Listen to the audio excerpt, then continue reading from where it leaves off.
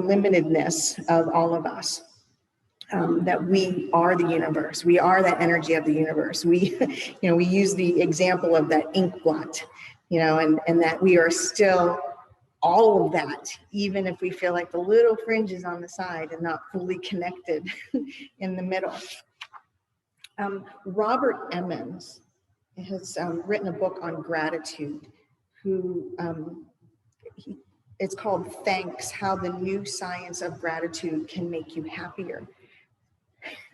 And I love that things like gratitude and forgiveness are seen as part of our whole wellness. It's not any longer just this spiritual thing that you got to get a handle of because, whoever says so. It is an actual part of keeping us well in everyday life, as well in all aspects, our physicalness and our spiritual life.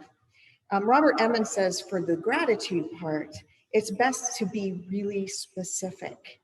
Things like I'm happy or I'm grateful that I have a home are great, but how can we get specific with our gratitude? What are the itty bitty things that we are really grateful for, and to recognize and acknowledge those itty bitty things, and even to take time to write those down.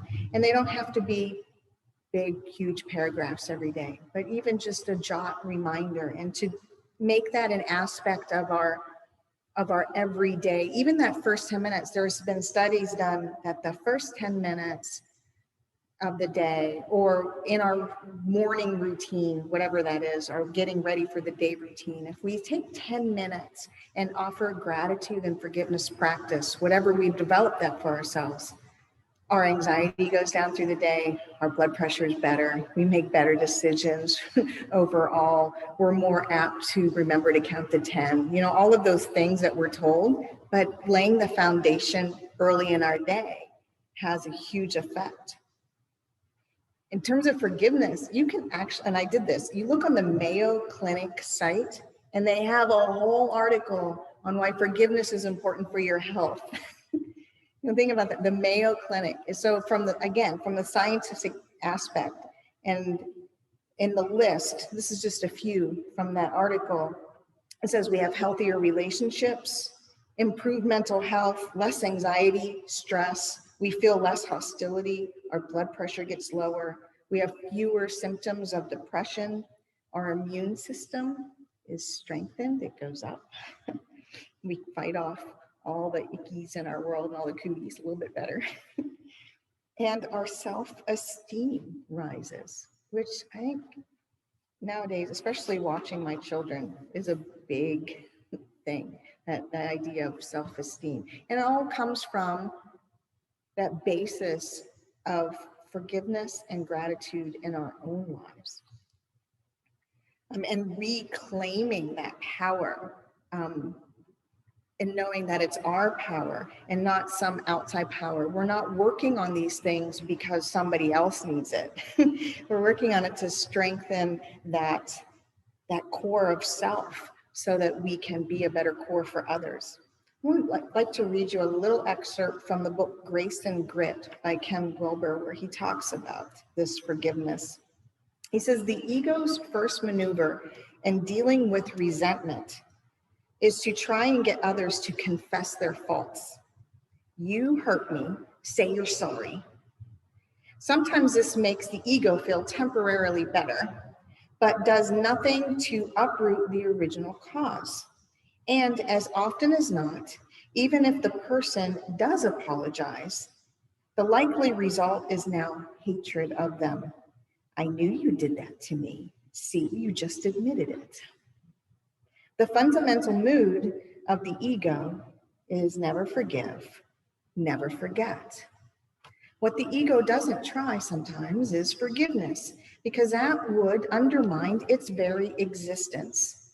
To forgive others for insults, real or imagined, is to weaken the boundary between self and other, to dissolve the sense of separation between subject and object. And thus, with forgiveness, awareness to let go of the ego and its insults and revert instead to the witness, the self, which views both subject and object equally. And thus, according to the Course in Miracles, forgiveness is the way I let go of myself and remember myself. I found this practice extremely useful. My ego was so bruised, so injured. I had collected so many insults, real and imagined, that forgiveness alone could not begin to uncoil the pain of my own self-contradiction. The more I got hurt, the more contracted I got, which made the existence of others all the more painful, which made bruises all the more likely. And if I felt I couldn't forgive others for their insensitivity, in other words, the pain caused by my own self-contracting tendencies, then I used another affirmation from the Course. God is the love with which I forgive. God is the love with which I forgive. We don't always know the reasons. I like how he says real and imagined, right? Because we can interpret all kinds of things, but we don't really know all the reasons people act and do the things they do. We're not in their brains, we're not in their hearts. And sometimes when we know what's up, it's easier to forgive, right? If we do understand that perspective. When my husband was diagnosed with cancer, the people around us, I swear they went a little insane. There was this crazy insanity that erupted, and some of it was directed at this happened because. And some of that was thrown a lot my way. So how I kept house, how I raised the kids, how I went to work, how I took care of him, all of that came into play. You're not doing this right. Your house is too dirty. All of these, that's why he's sick. And that took a lot to recognize they are hurting so bad, these people, that they need to blame somebody, right? They need to blame somebody for whatever reason on why this is happening. And for a few, I was and probably still am the scapegoat for that. But do you hold that? Once you realize that, it's easier to say, oh, I get it. I get why they're acting and saying these things, so it's easier to let go. It's easier when somebody's coming from a place of stress and grief. And I just shared this with Connie earlier, but my children, their allergies manifest in these crazy personality just shifting. So all four of them, in some way or another, if they're allergic to something, they don't break out first. But you can tell it in their actions and how irritable they get, even mean. They can get mean. And it's hard sometimes, right?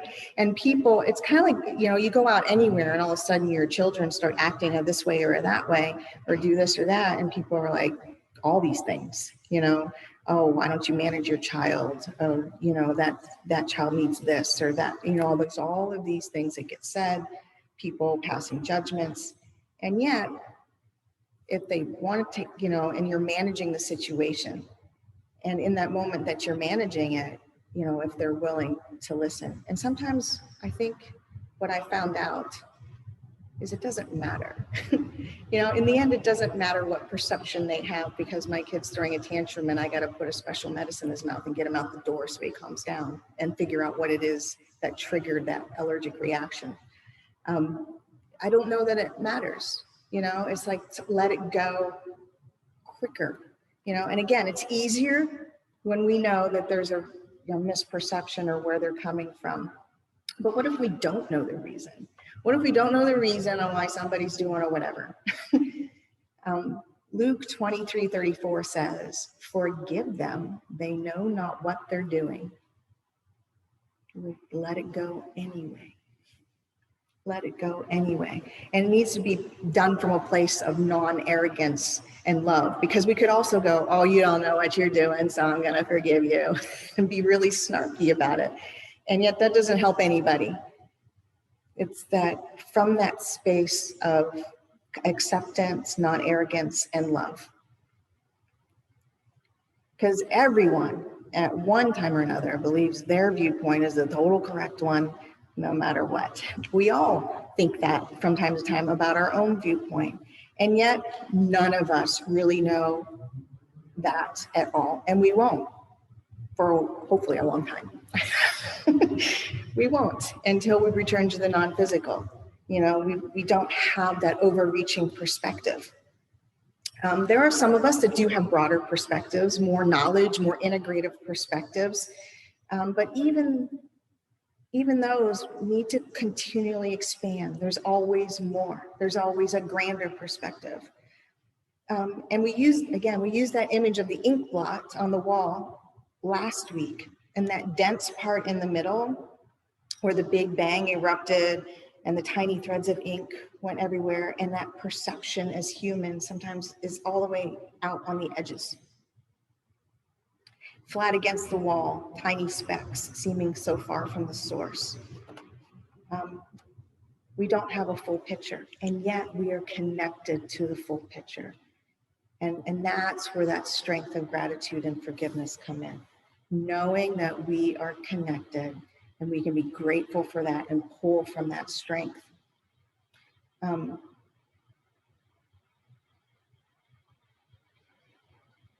Doesn't mean that we don't hold each other accountable, right? It doesn't mean that. It doesn't mean we just give everybody a free pass. We hold each other to grander standards.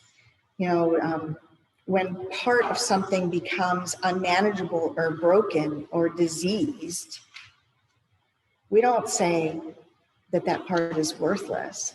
If we get ourselves injured, we don't say, oh, well, that part's worthless. We're not going to worry about that part anymore.